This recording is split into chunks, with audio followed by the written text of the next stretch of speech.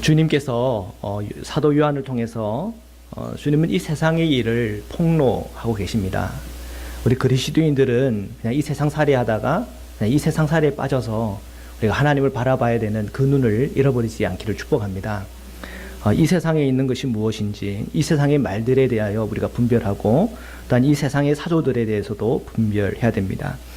오직 우리 그리스도인들은 오직 주님께 충성하고, 또한 주님과 동행하면서 그리스도인으로서 끝까지 서기를 주님이 원하십니다. 주님은 이 교환계시록을 받아 읽었던 성도들에게 새 하늘과 새 땅의 비전을 보여주십니다. 그러면서 우리가 사라지고 없어질 이 옛 하늘과 옛 땅에 집착하지 말고 주님을 바라보는 중에 우리가 정말 그리스도의 십자가와 그 부활을 통하여 영원한 생명에까지 이르며, 또한 우리의 삶에 머물지 않고 정말 주님이 초월하셨던 것처럼 저희도 초월하기를 원하셔요. 네. 그래서 우리는 이 세상에 사나 이 세상을 초월하여 주님과 동행하는 은총이 있기를 축복합니다. 예수님께서 십자가를 통과하고 부활하고 또한 하늘로 승천한 것, 그 자체가 이 땅에서 그냥 머물면서 사는 것이 끝나는 것이 아니라는 것을 주님의 삶으로, 주님의 몸으로 우리에게 보여주시는 것입니다. 그 주님을 따라서 우리도 자기를 부인하고 또한 우리가 져야 될 나의 십자가를 지고 주님을 끝까지 따라가야 될 겁니다. 그래서 우리는 이 세상의 나라만 바라보는 것이 아니라 영원한 하나님의 나라, 오늘 우리에게 선물로 주어질 그 새 하늘과 새 땅에서 주어질 이 새 예루살렘을 우리가 바라봐야 할 겁니다. 우리가 이 새 예루살렘을 우리가 생각하고 또한 묵상할 때 이 새 예루살렘은 오늘 우리의 교회의 모습을 보여주는 겁니다. 오늘 우리의 교회의 모습이 영원토록 이러한 교회의 모습이 아니라 하나님의 이 심판과 또한 하나님의 이 놀라운 이 새하늘과 새 땅이 열릴 때 하나님은 어떻게 이 교회의 모습을 더 온전하고 더 영광스럽게 할지를 우리에게 보여주실 겁니다. 그것이 오늘 우리가 읽은 본문의 말씀이 주는 주님의 메시지입니다. 요한계시록 21장 2절입니다. 우리가 지난번에 다루었고 읽어본 본문 말씀인데요. 다시 한 번 더 우리가 이 말씀을 읽겠습니다. 시작. 또 내가 보매 거룩한 성 새 예루살렘이 하나님께로부터 하늘에서 내려오니 그 준비한 것이 신부가 남편을 위하여 단장한 것 같더라. 아멘. 자, 새 하늘과 새 땅이 열렸고 새로운 이제 존재, 새로운 창조물로 우리가 그 창조 안으로 우리가 다 들어갑니다. 자, 우리가 그 창조 안으로 들어갈 때 이 사도 요한에게 하나님께서 또 하나의 장면을 보여주시는데, 그것은 거룩한 성 새 예루살렘이 하나님께로부터 하늘에서 내려오는 것을 보여준 겁니다. 근데 그것은 단순히 건물처럼 생긴 게 아니에요. 그죠? 어떤 땅덩어리가 아니에요. 땅덩어리. 어떤 예루살렘, 우리가 지금 알고 있는 그 예루살렘이라는 도시의 모양새가 아니라는 거예요. 문자적으로만 생각하면 안 되는 거죠. 그죠? 새자는 뭔가 새로워졌다는 거 아닙니까? 그 모양새가 어떤 모양새입니까? 보니까 하늘에서 내려오는데 그 준비한 것이 뭐예요? 신부가 남편을 위하여 단장한 것 같다라는 거예요. 그러니까 그 모습이 어떤 모습이에요? 신부의 모습이에요. 그죠? 그러니까 어떤 건물이 아니고 어떤 땅덩어리가 아닙니다. 신부의 모습으로 단장을 했다는 거예요. 하나님께서 이 사도 요한에게 이 장면을 보여주시고 그리고 끝나는 것이 아니라 오늘 본문 속에서 더 그것을 디테일하고 또한 그 의미들을 더 깊이 새기고 있습니다. 오늘 이제 이 본문으로 들어갑니다. 21장 9절의 말씀입니다. 우리 함께 읽겠습니다. 시작. 일곱 대접을 가지고 마지막 일곱 재앙을 담은 일곱 천사 중 하나가 나와서 내게 말하여 이르되 이리 오라. 내가 신부 곧 어린 양의 아내를 내게 보이리라 하고. 아멘. 자, 지금 이 말씀을 보면서 두 가지가 떠오르게 됩니다. 하나는 뭐가 떠오르냐면 지금 일곱 대접 또한 마지막 일곱 재앙, 이때를 이 말씀이 의미하는 바가 우리는 알잖아요. 그렇죠? 이 하나님의 이 최종적 이 우주적 종말 때에 나타난 이 천사들의 어떤 그 재앙을 가져왔던 그 천사를 얘기할 때 우리는 그때 그 장면들이 기억나는 거예요. 종말의 때 무엇이 종말이 된 겁니까? 누가 종말이 된 겁니까? 큰 성 바벨론, 그죠? 짐승, 그리고 거짓 선지자들을 따르는 그 모든 자들이 그 멸망 앞에 다 멸절된 거, 그렇게 심판받고 한 것 아닙니까? 그러니까 그 심판의 장면이 떠오르게 하는 그 천사가 이 사도 요한에게 말을 하는 겁니다. 이리 오라, 내가 신부 곧 어린 양의 아내를 너에게 보여주겠다. 그러면 그 신부는 곧 뭐예요? 어린 양의 아내는 무엇을 의미하는 걸까요? 지금 하늘로부터 내려오고 하나님께로부터 오는 바로 새 예루살렘을 얘기하는 거예요. 지금 요한계시록 21장 2절과 지금 한 맥락 속에서 봐야 돼요. 오늘 이 말씀을 10절의 말씀인데요. 우리 함께 읽겠습니다. 시작.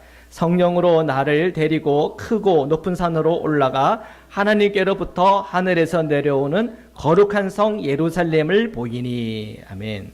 자, 이리 오라, 내가 신부 곧 어린 양의 아내를 내가 보여주겠다라고 해서 봤더니 신부의 모습이에요? 아니면 새 예루살렘이에요? 새 예루살렘은.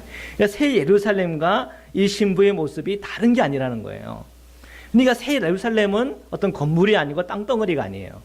이 새 예루살렘이라고 하는 이 모습 속에서 뭘 발견해야 되냐면 신부의 모습을 바라봐야 돼요. 이 신부의 모습은 뭡니까? 어린 양의 아내라는 거예요. 그럼 어린 양의 아내는 누굽니까? 저와 여러분이에요. 그죠? 미래의 저와 여러분이에요. 미래의 우리 새 예루살렘의 모습이에요.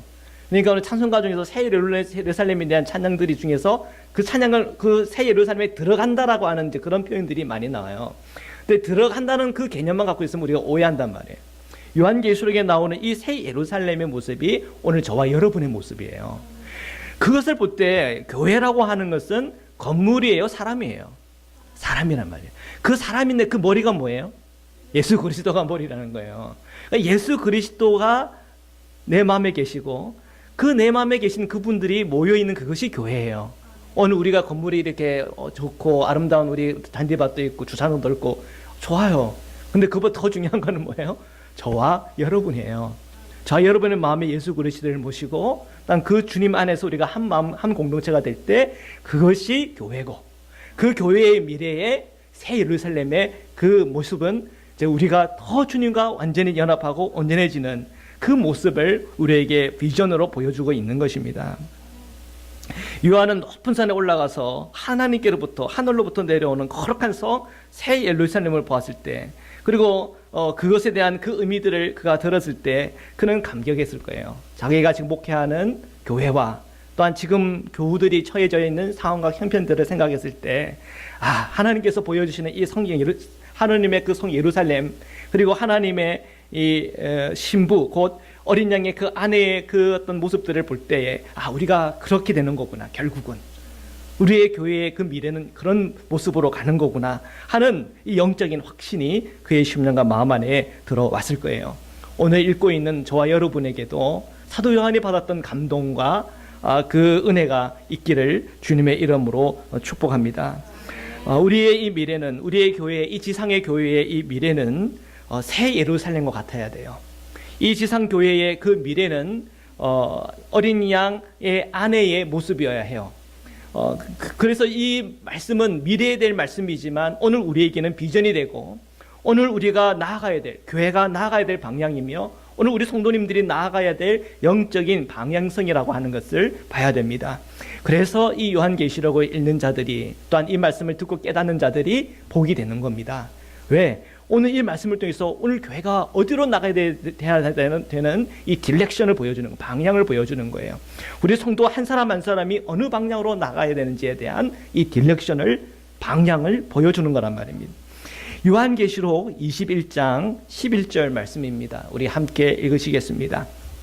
하나님의 영광이 있어 그 성의 빛이 지극히 귀한 보석 같고 벽옥과 수정같이 맑더라. 아멘. 자, 우리의 교회의 미래를 생각할 때 새 예루살렘이지, 그것은 땅덩어리가 아니고 건물이 아니야, 그것은 어린 양의 아내의 모습이야. 자, 그런 우리의 어떤 그 개념이 잡혀 있다고 한다면, 자, 이 11절에 하나님의 영광이 있다, 이것은 정말 감동스러운 얘기예요. 자, 여러분들에게 오늘 우리 교회 안에 하나님의 영광이 있습니까? 여러분 이것을 맛보았다면 이제 나중에 우리에게 주어질 교회, 새 예루살렘, 어린 양의 아내의 그 모습에 하나님의 그 영광이라고 하는 것은 지금 것과 비교할 수 있겠습니까? 비교가 안 될 거란 말이에요. 그러니까 우리가 조금 교회에서 맛보았던 은혜, 내가 기도하는 중에 말씀을 보는 중에 조금 깨달았던 그 깨달음, 그것이 이제 나중에 우리가 주님의 그 시간으로 들어갈 때, 새 하늘과 새 땅으로 들어갈 때 지금 우리가 조금 깨달은 것, 우리 조금 맛보았던 은혜보다 비유할 수 없는 깨달음과 은혜와 그 주님과의 연합의 기쁨이 있다는 거예요. 그것이 지금 하나님의 영광이라는 거예요. 그 하나님의 영광이 있었다. 그리고 그 성의 빛이 지극히 귀한 보석 같고, 그리고 벽옥과 수정같이 맑더라 그랬습니다. 분명히 이 예루살렘 성은 어떤 건물이라든지 땅덩어리가 아닐 거예요. 어떤 영적인 것을 우리에게 말씀하고 있는 거예요. 근데 이 영적인 그 말씀 속에 그 영적인 이 새 예루살렘, 이 새 예루살렘의 이 성인 빛이 있다는 거예요. 그 빛은 분명히 하나님의 영광이 비칠 거예요. 그리고 그거는 귀한 보석 같다는 거예요. 너무너무 가치 있는 것이라는 거예요. 천국의 비유 중에서 숨겨진, 밭에 숨겨진 보물의 비유가 기억나십니까? 예, 그 밭을 갈다가 탁탁 걸렸는데 보니까 그게 뭐예요? 보석함이네. 저를 봤더니 보는 사람이 없네. 다시 묻어놨잖아요. 그리고 자기의 모든 재산을 팔아가지고 뭐예요? 그 밭을 사잖아요. 그 주변 사람들 어떻게 했을까요? 너 미쳤냐? 그걸 왜 사냐? 야, 그거 가지고 다른 거, 요즘 삼성 주가가 올라간다는데 그거 사. 애플 주가 괜찮은데 그거 사. 야, 그 돈이면 장사해서 돈 벌어. 그럴 수 있을 거 아니에요. 주변에서 한 말, 왜 그 밭을, 그 돈 주고 다 그 돈 다 해가지고 살려 그러냐. 주변에서 말. 근데 그 사람만 아는 거예요. 그 돈을 준비하고 그 밭을 살려고 하는 그 사람만 아는 거예요. 뭘 봤어요? 보석을 봤는 거예요. 보석을 봤다는 거예요. 그 가치 있는 걸 봤다는 거예요. 근데 지금 이 새 예루살렘 그 성에는 바로 그 존귀하고 그 귀한 가치가 그게 떡하니 하고 있는 거예요. 그리고 우리가 새 하늘 새 땅에 들어가기를 원하고, 우리가 그 새 예루살렘에 대한 그것을 우리가 기대하고, 오늘 우리 성도로서의 우리의 몸과 우리의 마음과 그 심령이 정말 어린 양의 아내처럼 그렇게 존귀하게 변화될 새 창조를 입을 그것을 우리가 기대하며 사모함으로 우리가 나가는 거예요. 그래서 그 비전과 그 사모함 때문에 오늘 우리가 이렇게 예배를 드리고, 딴 우리가 하나님께 찬송하고 기도하며 우리가 헌금하고 헌신하며 봉사하는 그 모든 우리의 마음과 그 중심이 바로 그것이 우리가 주님이 우리에게 보여주셨기 때문이라는 거예요. 그래서 이 새 예루살렘에 대한 그것을 묘사할 때 그것은 지극히 귀한 보석과 같다고. 지극히 귀한 보석이 거기에 있는데 우리가 이 땅에서는 어떻게 해야 돼요? 그 지극히 귀한 보석을 얻기 위해서, 그죠? 우리가 애쓰고 노력하고 가야죠. 우리 마음에 주님을 모시고 우리가 주님을 믿는 그 믿음을 가지고 그 믿음으로 행해야 되는 거죠. 그리고 보니까 벽옥과 수정같이 뭐 하다고요? 맑더라고 그랬어요. 맑음. 수정 여러분 보셨습니까? 이때 당시에는 뭐 지금 현재 유리 기술은 없었을 거예요. 그럼 그때 당시에 만약에 유리가 기술이 있었다 그러면 유리처럼 맑더라 이렇게 쓸 거예요. 유리처럼 맑더라. 근데 이때 당시에 맑은 것들을 찾아보니까 이 벽옥이나 아니면 수정을 보면 딱 그 비춰가지고 그 다음 상대방의 어떤 그 투명해서 그 투명해서 보여지는 그런 게 있지 않습니까? 그러니까 이 투명한 이 맑음이 있더라 이 얘기를 하는 거예요. 이 맑음이 의미하는 바가 뭐겠습니까? 이 맑음이라고 하는 의미하는 바, 뭔가 속이는 게 없고, 그죠? 진실하고 진리며 참이라고 하는 거예요. 우리가 뭔가를 설명을 하려면은 그 자체를 설명해도 잘 이해가 안 가요. 그런데 그 반대를 설명하면 잘 이해가 갈 경우가 많아요. 예를 들면 진리를 설명할 때 거짓을 한번 얘기를 해보는 거예요. 그러면 거짓을 듣다 보면 이게 진리구나. 예를 들면 사랑을 설명하는데 사랑을 설명하지 않고 한번 미움을 설명해 보는 거예요. 이런 미움을 들어보니까 사랑이란 건 이런 거구나.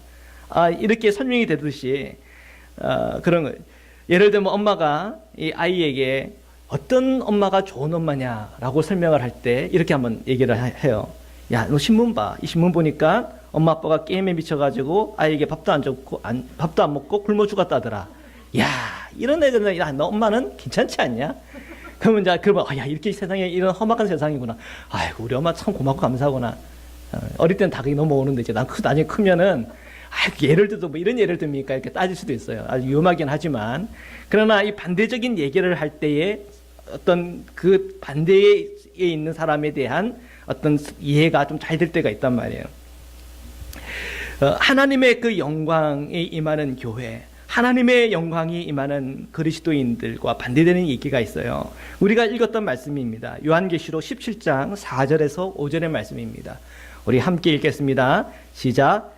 그 여자는 자줏빛과 붉은빛 옷을 입고 금과 보석과 진주로 꾸미고 손에 금잔을 가졌는데 가정한 물건과 그의 음행에 더러운 것들이 가득하더라. 그의 이마에 이름이 기록되었으니 비밀이라 큰 바벨론이라 땅의 음녀들과 가정한 것들의 엄이라 하였더라. 아멘. 자, 우리가 앞전에서 읽었던 말씀이에요. 자, 오늘 하나님께서 우리에게 새하늘 새 땅에서 내려와 우리에게 보여주는 이 새 예루살렘은 정말 하나님의 영광이 있고 또한 지극히 보석 같은 그 가치가 보이고 또한 맑은 게 있어요. 맑아요. 그런데 요한계시록 우리 17장에서 봤던 이 여인이죠. 어린 양의 이 아내와 그리고 신부하고 한번 비교를 해보세요. 그 여자는 자줏빛과 붉은빛 옷을 입었다 그랬습니다. 그것을 설명하면서 그때 당시에 어떤 사치하던 사치품들을 상징한다고 얘기를 드렸어요. 뿐만 아니라 이 붉은색이라고 하는 그 의미 속에서 그리스도인들을 핍박하는 그들의 그 어떤 자세와 그 마음도 있었다 그랬어요. 그리고 그의 부를 축적하기 위해서 사람들을 희생시키고 착취하고 억압하는 그 당시의 그 문화들도 거기에 다 들어가 있다고 그랬어요. 뿐만 아니라 그는 뭐를 갖고 있어요? 금과 보석과 진주를 가졌어요. 근데 그가 갖고 있는 그 모든 물질과 그 소유는 어디서부터 왔나? 의로움에서부터 왔나? 불의함에서부터 왔나? 그 안에는 불의함도 있다고 그랬어요. 그리고 금잔을 드렸어요. 보니까 너무나 멋있어요. 다 갖고 싶어요. 근데 그 금잔에는 뭐가 들었어요? 가증한 물건과 그의 음행에 더러운 것들로 가득했다고 그랬어요. 그죠? 그러니까 이 지금 여인은 바로 성경이 말하는 음녀고, 그리고 그 음녀는 누구를 상징하고 있냐면 큰 바벨론을 상징하고 있다고 그랬어요. 그런데 거기는 그 이마에는 뭐가 돼 있어요? 이름이 근데 비밀이라 그랬어요. 감춰져 있다는 거예요. 마치 이 금잔 속에 안 보이는 것처럼 감춰져 있다는 거예요. 그러니까 사람들이 거기에 속고는 그 음녀와 연합하려고 그러는 거예요. 그러면 돼요, 안 돼요? 안 되는 거예요. 우리 하나님은, 주님은 지금 누구를 받아들이는 거예요? 음녀를 받아들입니까? 아니요, no. 누구를 받아들여요? 하나님의 어린 양은 바로 새 예루살렘과 같아서 존귀하고 주님의 임재가 있고 영광이 있으며 또한 맑아요. 우리 그리스도인들은 예수 그리스도를 믿음으로 그 십자가의 은총을 말미암아 우리의 죄가 속죄함을 받고 정결함과 깨끗함을 힘입어 나가는 거예요.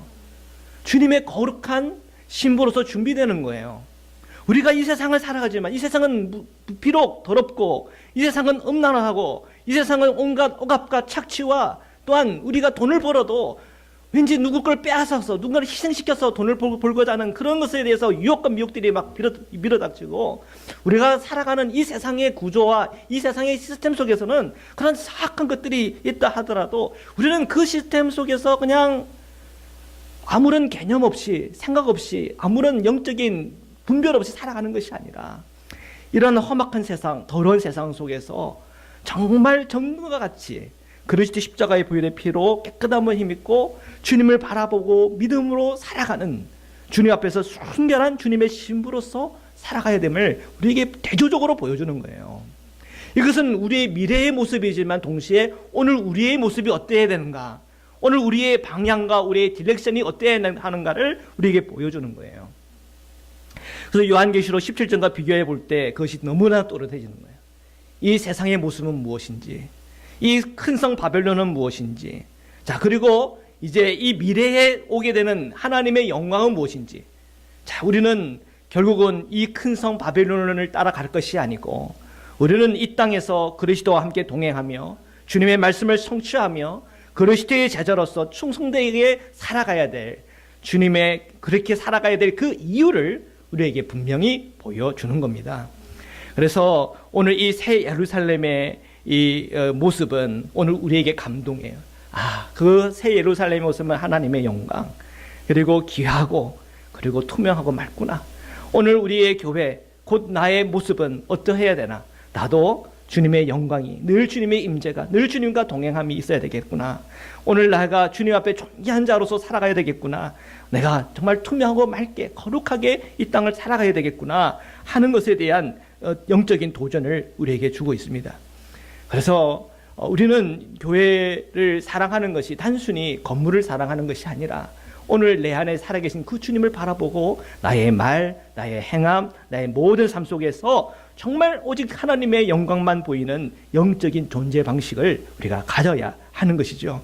그래서 오늘 우리가 그 믿음을 가지고 나아갈 때 그것이 우리에게 능력이 되고 힘이 되는 것입니다. 많은 불신자들이 교회에 옵니다. 그리고 이 교회에서는 뭘 봐야 돼요? 하나님의 임재를 봐야 돼요. 하나님의 영광을 봐야 돼요. 교회에 왔습니다. 그래서 뭐 봐야 돼요? 존귀한 것을 봐야 돼요. 가치 있는 걸 봐야 돼요. 교회에 왔어요. 뭘 봐야 돼요? 투명한 걸 봐야 돼요. 맑은 것을 봐야 돼요. 근데 교회에 왔더니 하나님의 임재는 떠나고 없고, 교회에 왔더니 맑기는 뭐가 말이에요? 탁탁하고 그냥 흐리멍텅해가지고, 재정도 막 투명하지 않아가지고 막 목회자가 그냥 횡령하고, 사람들은 그냥 헌금을 그냥 흥청망청 쓰고, 사람들은 그런 때 마음이 어떻게 되는 거예요? 무너지는 거예요. 마음이 아픈 거예요. 교회 갔더니 오히려 더 시험에 드는 거예요. 이런 모습이 나중에 새 예루살렘의 모습이라고. 아이고, 그 새 예루살렘 나 싫습니다. 반갑지도 않습니다. 그래 되는 거예요. 교회에 하나님의 영광이 떠나면은 그건 저주예요.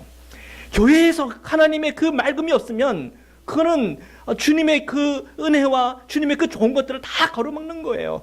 교회 안에 존귀함이 없다 그러면 그 교회는 문 닫아야 돼요. 차라리 그게 나아요. 그게 나아요. 우리는 오늘 이 말씀 앞에 설 때 오늘 우리 교회가 어떤 방향성을 가지고 가야 되는지, 오늘 우리 성도님이 어떤 길을 향하여 나가야 되는지에 대해서 분명하고 선명하게 눈을 열어야 합니다. 저희 교회 우리 성도님들, 우리 불신자들이 교회에 찾아올 때 그때는 더 여러분 안에 있는 그 주님의 임재가 나타나기를 축복합니다. 여러분의 말에서 행동 하나에서, 여러분의 그 섬김 하나에서 천국의 그 가치와 그 존귀함이 나오기를 축복합니다. 우리 안에서 그 거룩함이 나오기를 말합니다. 우리 연합감독에 갔더니 저분들은 말 한마디 한마디가 은혜롭네. 그 말 한마디 한마디에서 어떤 영적인 거룩함이 느껴지네. 그리고 그 말 한마디 하면서 즐거움이 있어. 세상의 즐거움과는 다르네. 술 한 잔 안 들어갔는데 어떻게 그런 자기의 속 얘기와 또한 자기의 그 삶에 대한 얘기를 이렇게 진솔하게 얘기할 수 있지. 그 말씀을 가지고 나누고 기도하는 그 모습이 얼마나 그렇게 아름답지. 그러면서 그들은 이게 뭔가 있나 보다. 그러면서 이 천국에 대해서 처음에는 믿지 않았다가 천국이 있을 줄 몰라. 하나님이 계실 줄 몰라. 그랬다가 나중에는 어떻게 되는 거예요? 정말 하나님 계시네. 진짜 천국은 있네. 새 예루살렘에 대한 그 비전이 있네 하면서 주님의 사람으로 완전히 휘어잡히는 거예요. 그러니까 이 교회는 새 예루살렘에 대한 그 모습을 보면서, 그 환상을 보면서 우리는 꿈꿔야 돼요. 오늘 내가 어떤 모습으로 변화되어야 되나? 우리가 이 교회의 모습은 어떻게 변화되어야 되나? 끊임없이 주님을 사랑하는 자리에서, 끊임없이 주님 앞에서 우리에게 존귀하게 하시는 것들, 우리에게 투명하고 맑고 거룩하게 하시는 것들, 하나님의 그 임재와 그 영광이 떠나지 않기 위해서 우리가 기도하고 봉사하고 사랑하며 우리가 한 몸 한 마음으로, 그리스도 안에서 한 몸 한 마음으로 사야 될 줄 믿습니다. 요한계시록 21장 12절에서 14절의 말씀입니다. 우리 함께 읽겠습니다. 시작. 크고 높은 성곽이 있고 12문이 있는데 문에 12천사가 있고 그 문들 위에 이름을 썼으니 이스라엘 자손 12지파의 이름들이라. 동쪽에 세 문, 북쪽에 세 문, 남쪽에 세 문, 서쪽에 세 문이니 그 성의 성곽에는 12기초석이 있고 그 위에는 어린 양의 12사도의 12이름이 있더라. 아멘, 아멘. 높은 성곽이라고 그랬습니다. 그죠? 높은 성곽이 있다라고 있습니다. 이 높은 성곽, 여러분, 이 성이 있는데 이 성이 높아요. 그럼 적들이 그 성을 쳐들어가기 쉬워요, 어려워요? 어렵겠죠. 이건 비교할 게 아니지만 여리고성을 한번 생각해 보십시오. 여리고성은 높고 견고한 성이라고 그랬어요. 근데 이 세상에 있는 이 높고 견고한 성은요, 하나님의 능력 앞에서 다 무너지는 거예요. 맞죠? 우리 여리고 사건 모르십니까? 여리고 사건에 대해서 궁금하시면 제 유튜브에 올려놓은 여호수아서 강해, 그래서 한번 찾아보시면 여리고성이라는 얘기는. 이 여리고성 아무리 높고 견고한 성이라고 하더라도 하나님의 능력 앞에서는 다 무너지는 거예요. 그런데 이 새 예루살렘에서 나온 이 크고 높은 그 성곽은 하나님의 능력이에요. 그 하나님의 능력을 무너뜨릴 수 있겠습니까? 없단 말이에요. 그러면 그 하나님의 능력에 이 크고 높은 성곽이 있는 그 안에 있는 성도들은요, 안전하죠. 하나님의 높은 성곽에 있는 성도들은요, 안전하죠. 우리 지금 이 시대를 살아갈 때 어느 성도님들은 불안해요. 내가 예수 그리스도 잘 믿어도 누가 또 나에게 등 쳐먹을지 모른단 말이야. 사기당할지도 몰라요. 또 어떤 상처를 받고 쓰러지고 넘어질지도 몰라요. 우리가 살아가는 이 세상은 그래요. 그렇지만 그런 세상이지만 우리가 예수 그리스도를 믿음으로 나의 위기에서 넘어가고 정말 주님이 나의 반석이 되시네, 주님이 나의 높은 요새가 되시네, 그것을 경험한 사람은 주님은 살아계시네. 근데 새 예루살렘이 오는 그때에 주님께서 우리에게 주시는 크고 높은 성곽은 지금 우리가 맛보은 경험과 보호와 안전보다도 훨씬 안전하죠. 그걸 우리에게 보여주는 거예요. 크고 높은 성곽이 있는데 이건 하나님의 능력이구나. 자, 그 위에 12문이 있는데 그 12문에 천사가 하나씩 있어요. 그리고 이 12문에 보니까 이름이 있는데 그 이름은 어떤 이름이 기록되어 있습니까? 이스라엘 자손 12지파의 이름들이 쫙 적혀져 있대요. 그리고 동쪽, 북쪽, 남쪽, 서쪽 하면서 그 문마다 이렇게 이름이 되어 있고 14절에 보니까 그 성의 성곽에 12기초석이 있다 그랬어요. 기초석, 베이직한 거죠. 근데 그 12기초석에도 이름이 있네. 거기 이름은 뭐예요? 어린 양의 12사도의 12이름이 있어요. 자, 이 이스라엘의 12지파는 어떤 지파들이에요? 출애굽 이후에 이 모세와 함께하는 12지파, 여러분 기억나실 거 아니에요, 그죠? 이 12지파들이 가장 은혜롭고 가장 강력할 때가 언제였습니까? 주님의 말씀에 믿고 순종하며 나갈 때, 그죠? 하나님은 그 12지파를 통해서 가나안 땅을 그들에게 선물로 주었어요, 그죠? 이것이 천국의 모형이에요. 새 예루살렘의 첫째 모형이에요. 자, 그런데 그것은 영원토록 예루살렘이 보존되었습니까? 아니에요. 결국은 망해버려요. 왜 망했습니까? 그들이 하나님을 떠났기 때문에. 그리고 그들이 요한계시록의 용어를 가지고 사용하면 큰 성 바벨론을 따랐기 때문에. 그들이 음료화되었기 때문에. 그죠? 그래서 그들은 더 이상 그들을 주님의 신부로서의 그 역할을 할 수가 없었던 거예요. 그들의 이 실패가 오히려 예수 그리스도의 그 복음을 통해서 우리에게 더 선명하고 분명한 것을 보게 했어요. 그것은 바로 새 예루살렘에 대한 비전이에요. 근데 주님의 이 새 예루살렘에 대한 비전이 누구로부터 오는 겁니까? 예수 그리스도의 12제자로부터. 이 사도적 그 복음과 메시지를 통해서 우리는 주님의 복음을 들었고 주님의 말씀을 들었고 주님의 은혜를 알게 됐단 말이에요. 지금 그렇다고 우리가 이 이스라엘에 대한 이야기를 우리가 빼놓고 얘기를 할 수 없어요. 그 모든 흐름을 봐야 돼요. 그 모든 맥락들을 봐야 돼요. 이 모든 맥락 속에서 이 12지파와 그리고 예수님의 12제자와 이 맥락 속에서 우리가 보는 것은 바로 하나님께서 창조로부터 지금 마지막 그 말세까지 우리에게 보여주시고자 했던 하나는 바로 어린 양 예수 그리스도라는 거예요. 어린 양 예수 그리스도, 그것이 새 이름에 우리에게 주어진, 우리는 그 비밀을 알고 우리는 그분을 받아들였고 그분과 동행하는 삶을 살고 있는 거예요. 지금 이 새 예루살렘에 대한 모습에 대해서 묘사할 때마다 그 모든 모습의 그 묘사들을 깊이 들어가다 보면 복음에 대한 것이 보이는 거예요. 그리고 이 복음에 대한 이 미래가 무엇인지를 우리가 예상하고 그려볼 수 있도록 하나하나 설명하고 있는 겁니다. 아, 그렇구나. 새하늘 새 땅에서 펼쳐지는 새 예루살렘에는 하나님의 능력만이 있는 거구나. 그리고 그 성 안에 우리가 누가 들어가는가? 바로 구약과 신약 속에서 우리에게 제시된 그 복음을 통해서 우리에게 주어지는 것이구나. 그 복음을 내가 받아들였고 그 복음으로 살아갈 때 하나님께서 우리에게 그 비전이 단순히 오늘 나의 비전이 아니라 그 비전이 나에게 실제가 되는 그 날이 있는 거구나. 오늘 우리에게 주시는 하나님의 은혜요 말씀입니다. 결혼을 하면요, 안정감이 생겨요. 맞아요? 예, 결혼을 하면 안정감이 생겨요. 결혼했는데 여전히 불안하신 분 계세요? 예, 그러면 남편과의 관계를 바로 세워야 됩니다. 14년 전에 제가 결혼하기 전에 제 모습을 한번 생각해 봤어요. 외로움이었어요. 사람이 외로우니까 이상해져요. 예, 그냥 어떤 여자분들이 제게 눈길만 줘도 막 마음이 설레고 좋은 감정이 생기고 이 고백해야 되나 말해야 되나. 근데 고백했다가 또 차이고 한 7번째 차였다 그랬죠. 경험을 해봐서 알아요. 차일 때 그 기분을 너무 잘 알아요. 너무 비참해지고 부끄럽고 내가 얘기를 왜 얘기를 했나. 시간을 내가 거꾸로 돌릴 수 있다면 내가 그때 얘기 안 하고 그냥 넘어가는 건데 참 사람이 이상해져요. 복잡해져요. 마음과 감정이. 그러다가 제 아내를 만나고 결혼하고 결합을 했어요. 자, 다른 여성들에 대한 그런 거 신경 쓸까 안 쓸까? 뭐 눈길을 주든 안 주든 신경 안 써요. 예, 제 안에 쓰면 되지. 우리의 가정이 중요하지. 그럼 고민을 안 한단 말이에요. 고민을 안. 그러니까 마음에 안정감이 있어요. 오늘 이 새 예루살렘에 대한 이 비전을 보여주시는데 이 새 예루살렘은 어린 양의 신부의 모습이에요. 어린 양 신부의 모습에 내 남편을 예수님으로 삼았는데 그 마음에 안정감이 생기가 아니라 안정감이 생겨요. 주님과 나와 이 안정감이 생겨요. 이 세상이 아무리 나에게 눈길을 주더라도 그것이 내게는 더 이상 나를 불안하게 하거나 흔드는 것이 아니에요. 그저 주님의 눈길만 있으면 되는 거예요. 이 새 예루살렘은 주님과 완전하게 연합하는 바로 그 순간이에요.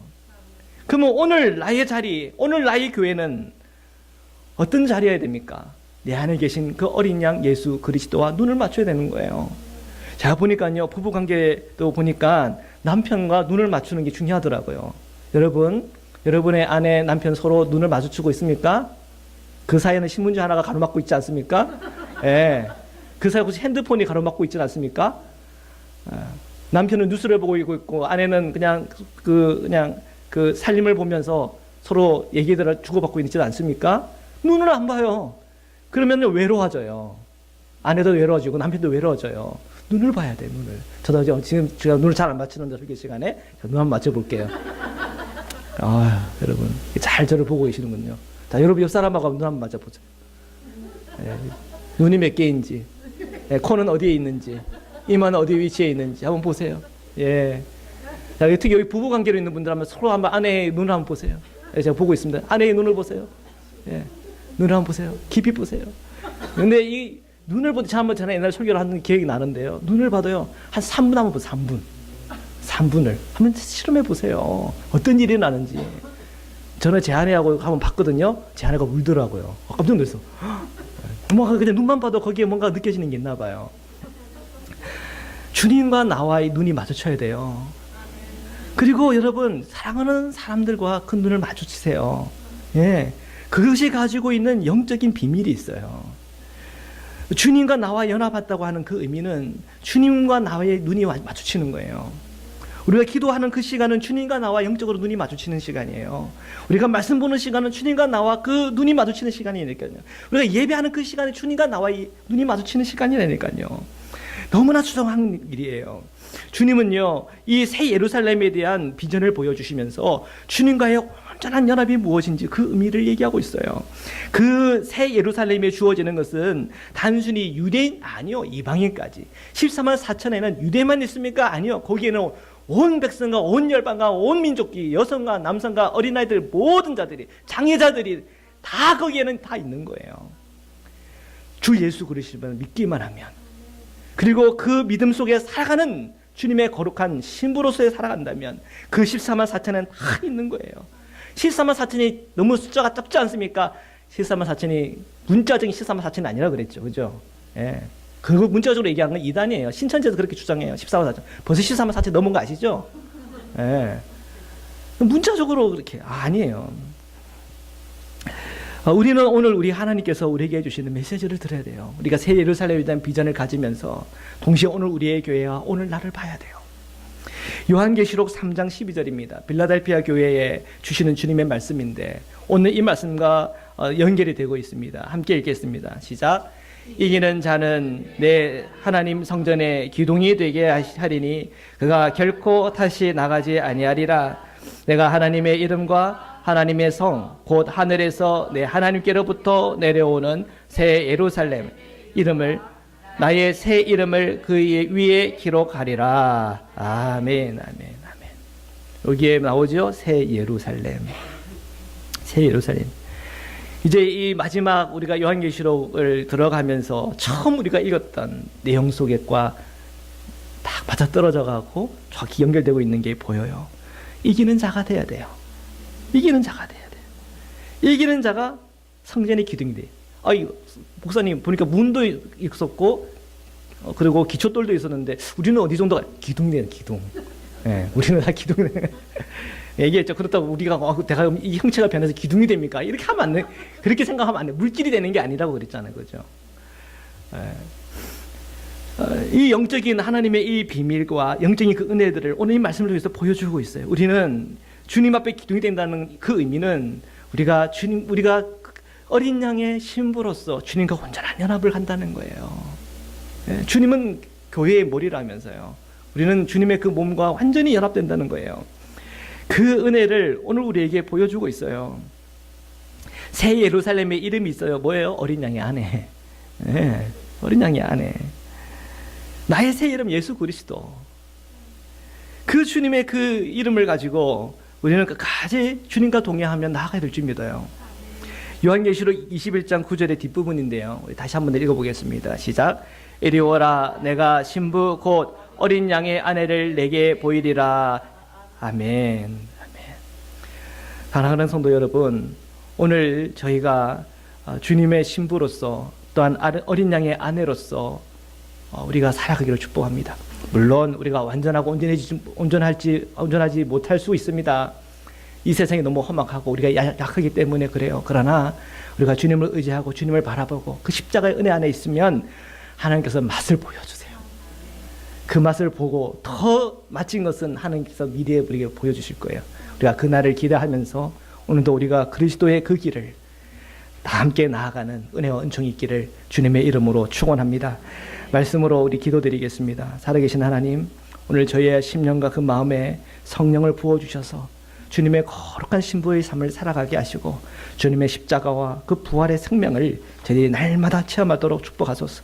이 세상의 것들을 사랑하거나 거기에 빠져서 살아가지 않게 하시고 날마다 우리가 그리스도 안에서 초월하고 그리스도 안에서 그 생명을 경험하는 삶 살아가도록 축복해 주십시오. 그 믿음의 고백을 가지고 우리 이 시간 함께 기도드리겠습니다. 기도하시겠습니다.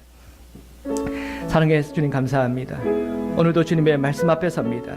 하나님, 오늘 저에게 주어질 이 새 예루살렘의 비전을 봅니다.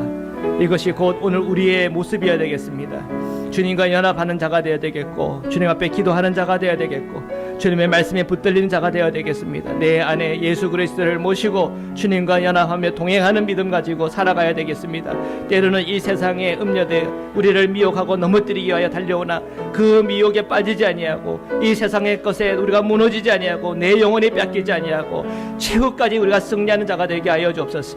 그리스도 안에서 죽는 자가 복되다 하셨는데 오늘 우리의 모든 죽음이 그리스도 안에서 이루어지게 하소서. 오늘 저희가 예수 그리스도의 손을 붙잡고 동행하게 하소서. 오늘도 주님의 눈을 보고 그 주님의 사랑을 체험하게 하소서.